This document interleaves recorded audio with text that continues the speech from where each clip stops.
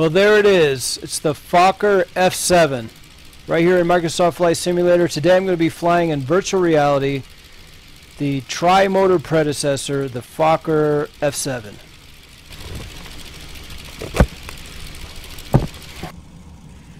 Alright, so here we are sitting in the cockpit, and I got the engines all warmed up. 2 side radial motors added to the single radial motor in the front, so now 3 total radial motors, 200 horsepower apiece, so 600 horse.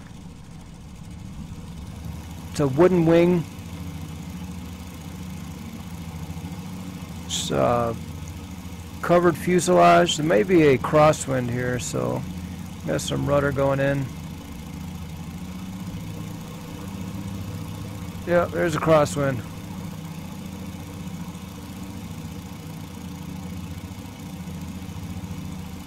Definitely have to watch this one from over speeding. At over 180 kilometers an hour, it gets dangerous, and Microsoft will take it from you. So once you get off the ground, it's advisable to go to half throttle unless you're climbing, even 40%. Boy, you can just about reach out and touch those radials, and they're right there. You got the ground going by. I'm not running the VR prop mod because obviously there's so much propeller here that I did try it and things just jump around crazy. And I'm not sure if it's updated yet to handle this. I should check the website. If so, I'll be downloading the new VR prop mod that would have the propellers that are VR friendly. These are more like kind of like how you would see on a camera or like in video when a shutter is involved. It looks neat though when you look out like this.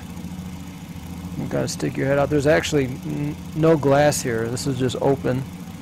Stick your head out and you can see 2 props right there, and they're actually sweeping the same area. The air that goes through there gets hit twice, so it's pretty neat. I guess this design is from the 20s, and it's pre-war, and you don't hear Fokker too much anymore. It's always from that era. There's a lot of companies that survived that era or were bought or whatever it be, but Fokker, you just kind of hear the end of it. It was a Dutch company, and they were making airplanes, and this is one of their designs. I believe they initially made 5 of these. They ended up with the single motor on the front, and then they put 2 more with it. These are 200 horsepower motors. Then they went 220 horsepower motors and added a little bit more wing and called it the F10, I believe. And I guess some coach from Notre Dame died. That was the big name that died in it, and when the wing fell off, because it's just a wooden wing, wooden spar, and I think it's plywood covered. So that's why the airspeed is such a big deal. But 180 kilometers an hour, that's pretty quick. I mean, that's like a good, what, 130, 140 mile an hour? That's quite a strong wind on a...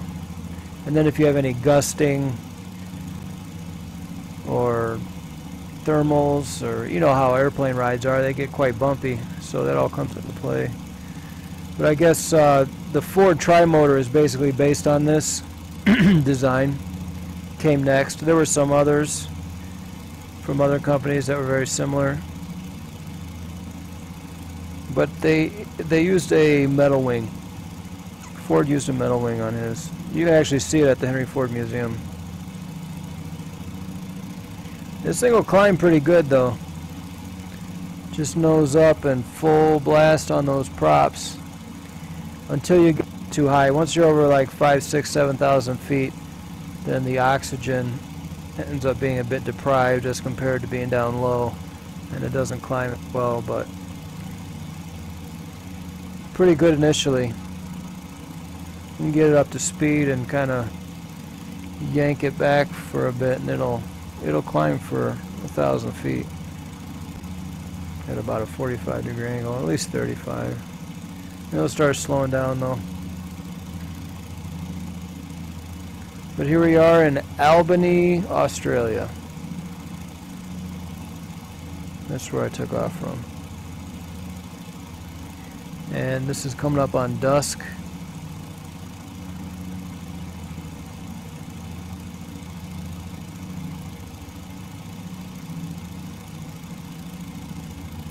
So quite a number of switches behind me here. These are all just starter engine, fuel switch pump, and that's all you get back here. Fuel switch pump, starter engine, nothing else. You get these throttles, you get this magneto, and this is, I believe this is a compass. Yeah, I don't exactly know how to read it, but that seems to float around in there and kind of point to a direction. And this kind of tells you what you're doing with your ailerons. And I believe this little sight glass down here, I think, is fuel, but don't quote me. That's the only thing I've seen that looks anything like fuel.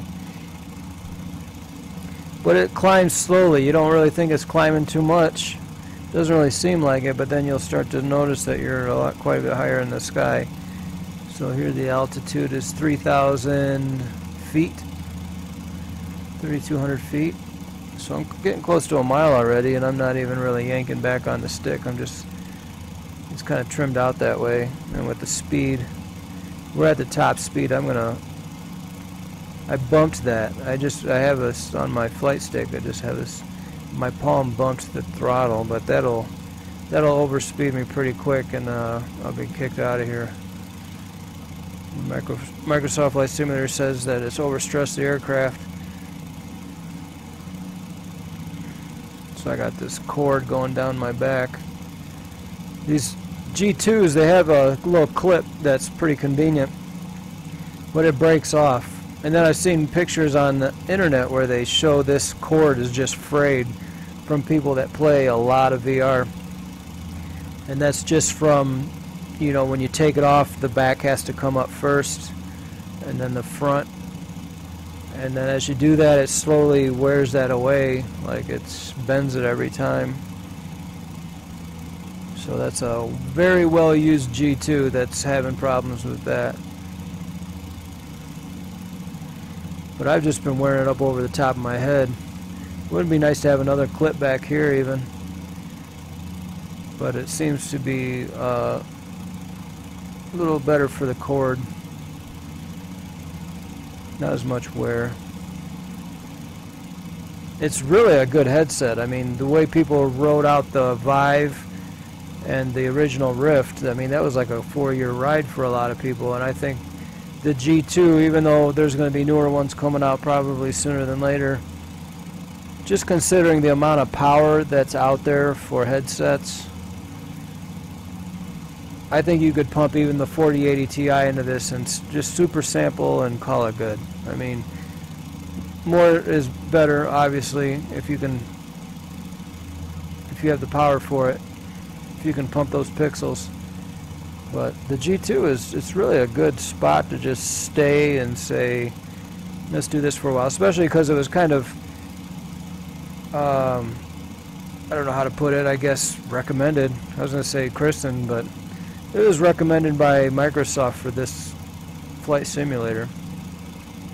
And that's going to stay all the time. What headset do you use for Microsoft Flight Simulator? Well, when it released, they recommended the G2. They said it was going to come out on the G2 first and then other headsets later. But they ended up releasing it for all of the above.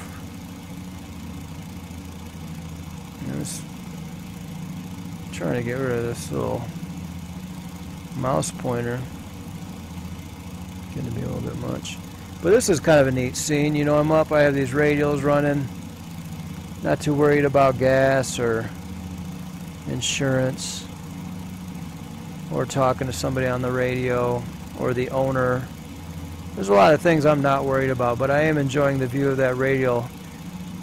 And it's about 10 feet out from where I'm sitting. And there's a big 6-foot prop on it, you know, 7-foot prop. Not exactly sure, I'd have to look that up, but it's a 2-blade prop, and there's 3 of them.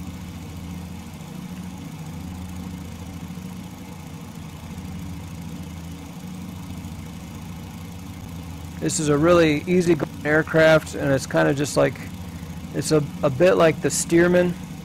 Obviously it's a different bird altogether, but you know, you have that radial up front, and the speed that you fly and how you treat it is kind of similar.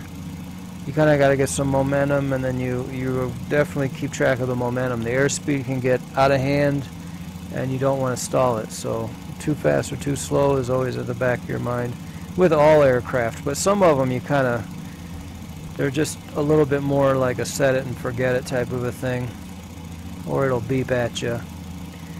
But this one is like, you got to be in harmony with it, and you got to listen to it and watch it. But the textures on it are pretty good.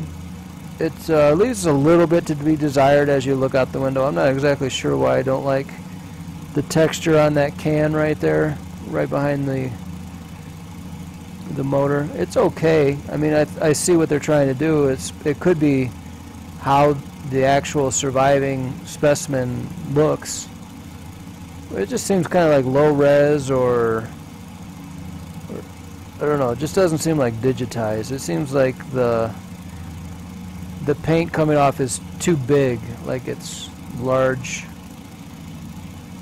pieces. Like that should all be shrunk down. Maybe that would encompass 1/8 of that panel rather than the entire panel.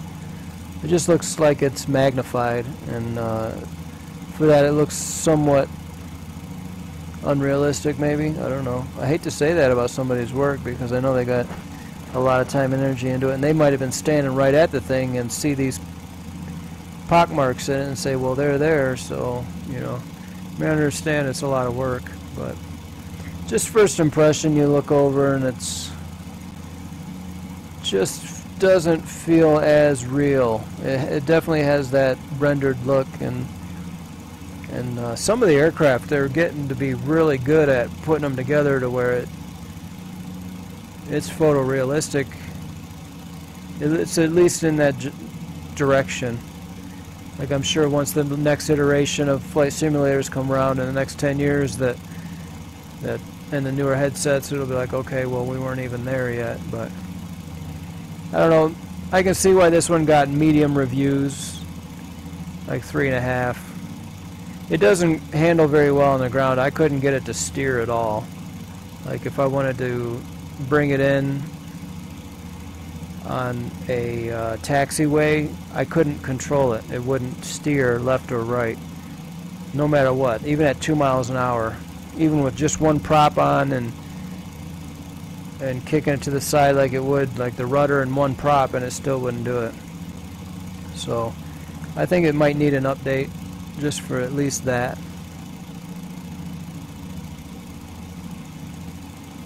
But to be able to just ride it with the props like this, and then you got this window open and you have your control surface, well, they're the control rods right there. You can see them. I mean, how realistic is that? It's pretty neat. And you could set up a box fan, and you could just put your hand in the fan. And that's what I end up doing sometimes. I try to simulate the air movement, because you have sound and visual kind of handled. G-forces and that movement, I don't really have a yaw or a yaw 2 or any other kind of motion seat, so that's out for me. But wind movement can be done, and in fact I wish they had some type of a wind output that would say how fast the wind's going by, and you could have blowers blow on you, and even if you just put it on a fan. I mean, it doesn't have to be a special VR rig, even though it's nice to have those. They're usually expensive because they're purpose built. But it's nice just to have a fan, especially for like the ultralights. I run a fan on with the ultralights, and it increases immersion quite a bit, especially if you go to like one of those locales like Hawaii or any of the, the Virgin Islands or anything like that, And then just throw the fan on and go up in the like the flying boat, like the little boat with the ultralight wing on it. What do they call those? There's kind of a thing on the internet about it. It's like a FVII or something. I forget exactly what the acronym is, but that describes that boat. It's an inflatable boat with the trike wing on it. It would definitely be neat to have your hand in the wind though and just see those props. Obviously it'd be better to go up in a real one, but you got to design your life around that. You got to know the guy, you got to have the money, you got to be able to fly it, you got to have the guy that normally flies it let you fly it. You have to trust the props, trust the skin. Those skins, they have to have punch tests. I mean, there's all kinds of... It'd probably be a lot easier to get on the team that reconditions the aircraft a lot faster than you could get on the team that flies it.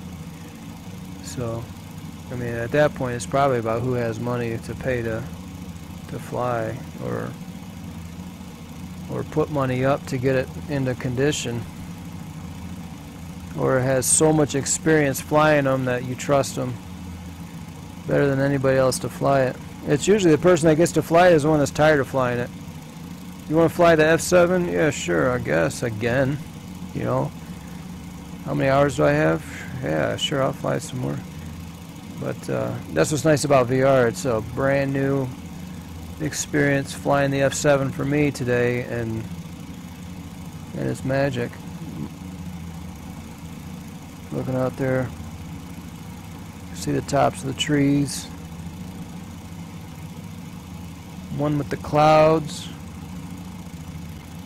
getting a nice sunset, getting some purples going there, pinks.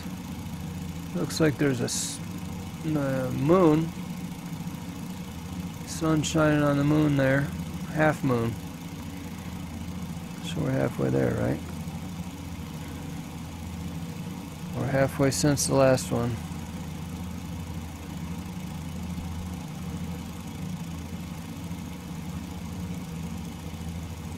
But that's pretty neat, just seeing these clouds like this and coming in on it like this.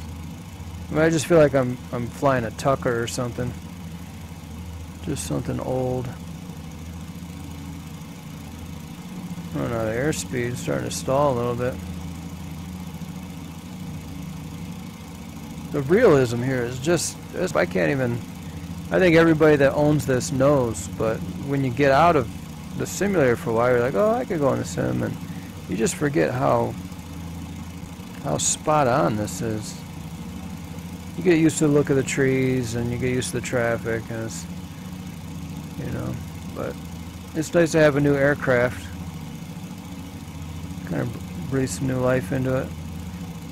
But I have like 1,200 hours in the simulator already, and some of that is kind of sleeping. Like maybe I'll land somewhere and nod off a bit, and take a little nap. You got the sun on you, and you can even just leave the props running and just put them on idle. And ends up being a time.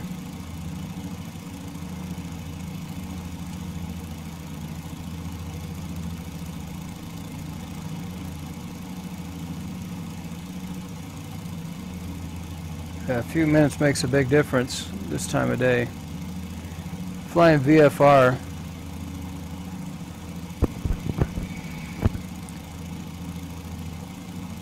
It's a good way to get yourself in trouble. Well, I'd be getting myself in trouble anyway. So any type of descent with this aircraft, I try to just turn the motors just straight off, because it's always ended up causing an overspeed if I run the props very low, if any, just because the glide ratio is so high that you're just going to get what you want, a descent, if you just turn them off. So they kind of look cool too when they're running slow. You can see the tips are painted white. They might drag a little bit, so I sometimes turn them up just a little if I don't want it to come down too fast. If I want that glide ratio on my side. I don't see an airport though.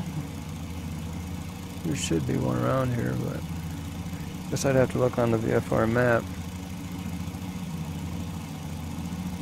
Oh, there's one right in front of me.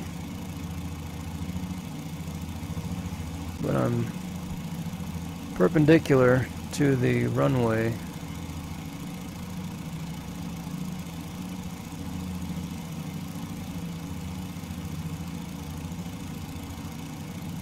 Some red lights out there too. There might be one there.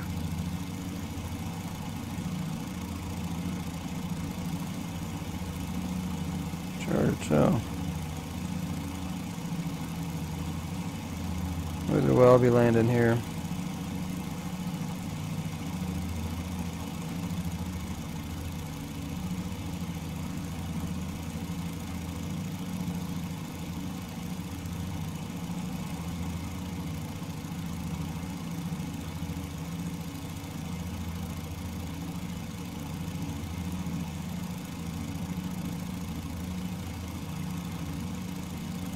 That cloud looks pretty neat. It's hard to describe. If you're not in the headset, it's just really tough to convey.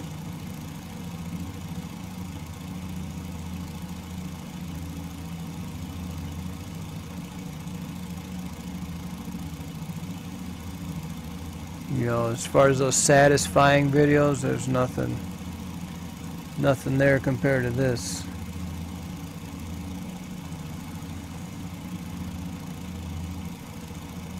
Some days the clouds just look magnificent too. The weather system's really good in this simulation.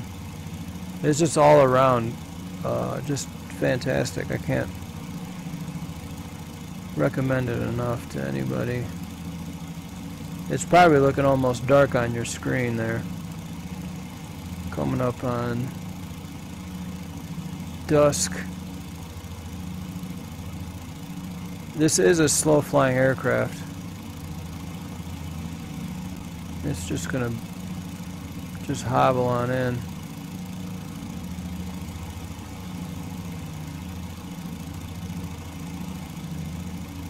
It's weird I don't see the water on the map.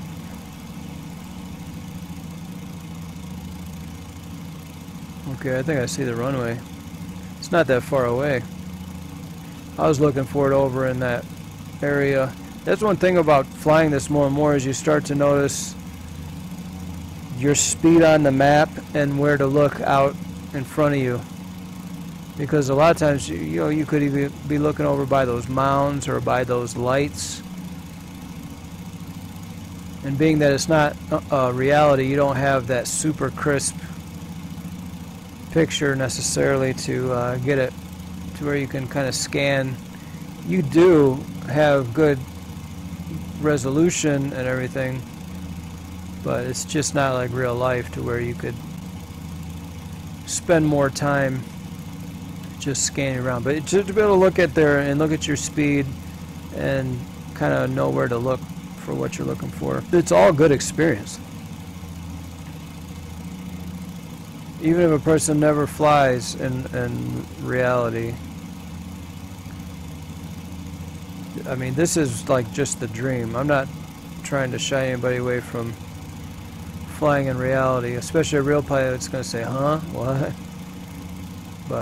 But they also know that this is really the dream if you want to just take some time off and not talk to the air traffic controller. Not that there's anything wrong with talking to them. You can actually get programs where you talk to a real person, and that's awesome too if that's your dream.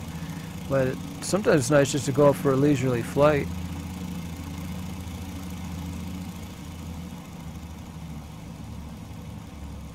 And just have no responsibility up there other than trying to make it look good on the way back. Use some rudder. Try to get on the pavement. Don't bounce. Kick the rudder over. Use some aileron. Don't spin out. Set the tail down and try to steer. This thing will flip right over if I use the brakes. Very sparingly I have to use the brakes. Just tap them on and off, because it'll flip right over.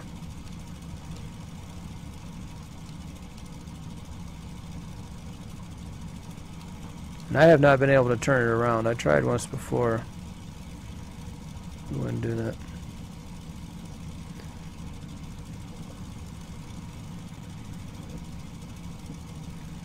But yeah, that's how you rack up some hours of Microsoft Flight Simulators. You land in a place like this where the sun is going down and you just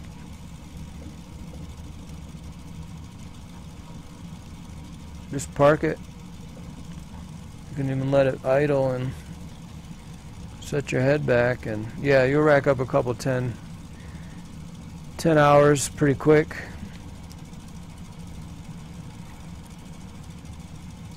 But yeah, there it is, safe and sound. So it got dark quick.